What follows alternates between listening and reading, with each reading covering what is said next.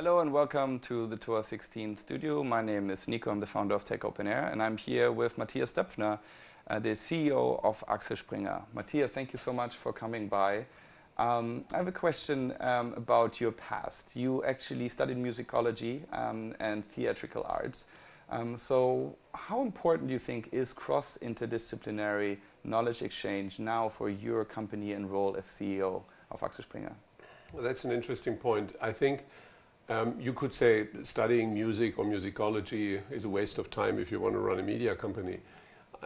I'm really happy that I had this opportunity, and I think it's helpful because media is a creative industry in a way to speak the language of creative people, to learn the specifics of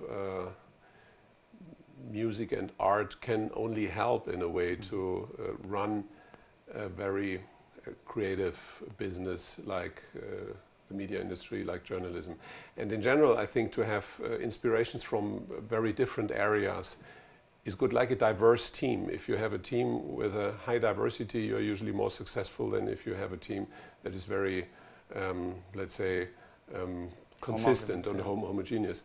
And same is true with learning experiences. If you're always learning, let's say, business, then I think it's very narrow-minded, and you are probably not that successful in business.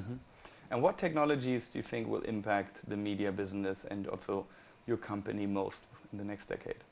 Well, the whole publishing industry is completely disrupted and is in a fundamental transformation with an open end.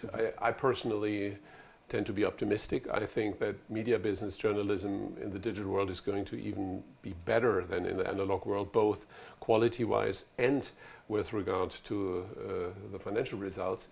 But it is a very disruptive process, and technology plays a crucial role. Analog distribution is a, let's say, dying model. It's structurally declining.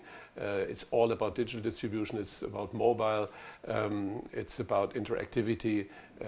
It's very, very interesting which role now virtual reality is going to play. And I find it tremendously exciting, and we are very glad to be able to be in the middle of that change. And you mentioned you just came back from California. What role do you think will Berlin, as a creative and also emerging technology hub, play in the global technological landscape?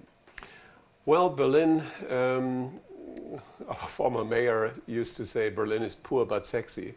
And in a way, these two elements helped to transform Berlin into one of the most exciting hubs for tech companies and for startups in the world. Of course, it's uncomparable with regard to invested capital with the Silicon Valley. But if you look to the big hubs, Tel Aviv, London, and the American hubs, then Berlin is in any case one of the most creative ones.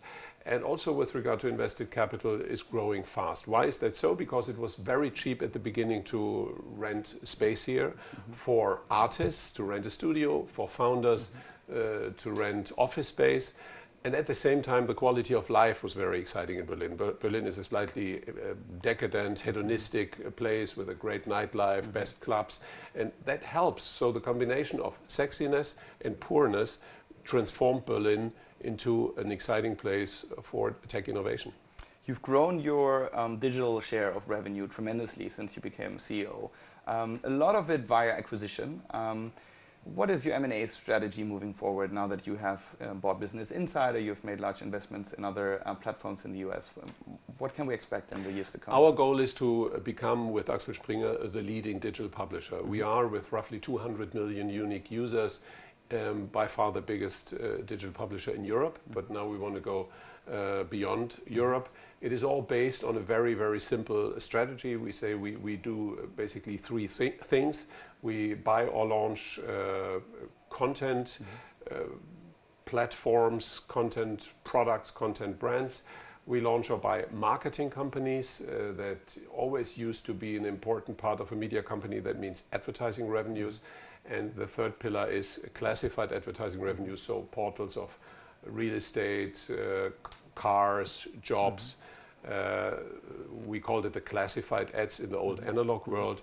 And this digital classified business is now an important economic backbone of a digital media company. So in these three areas, we either launch or buy. We do it in Europe, beyond Europe, and the US market is a high priority. We have made 13 investments in the United States over the last 2 years, ranging from very small investments in Mike.com, in nowthis.com, Aussie, Livingly Media, Thrillist, to really big ones like Business Insider and eMarketer. And next to, let's say, the sort of acquisition part of this threefold, pillars that you mentioned, what can companies that are ripe for disruption do to also instigate more internal product innovation?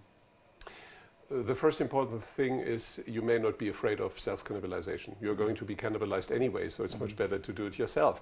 Easier said than done.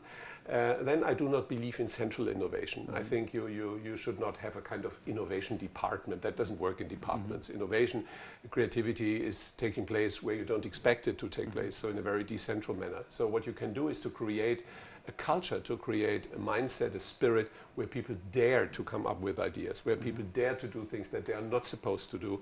And this kind of culture then leads to innovation.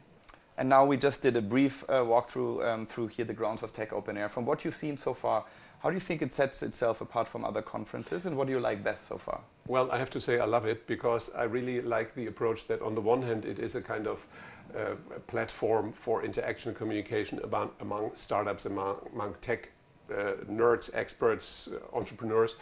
So it's a bit of a fair, it's a bit of a conference, but at the same time it has also this kind of interdisciplinary aspect that you integrate art, that you integrate speakers from various areas of society, and that you have, if I understand it right, also a bit the approach and the ambition to put entrepreneurship and technology into a broader social context, even into a political context, and that makes it particularly valuable. I like it.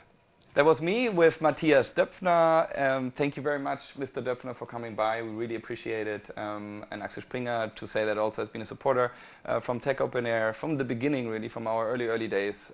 So we're very grateful for all that.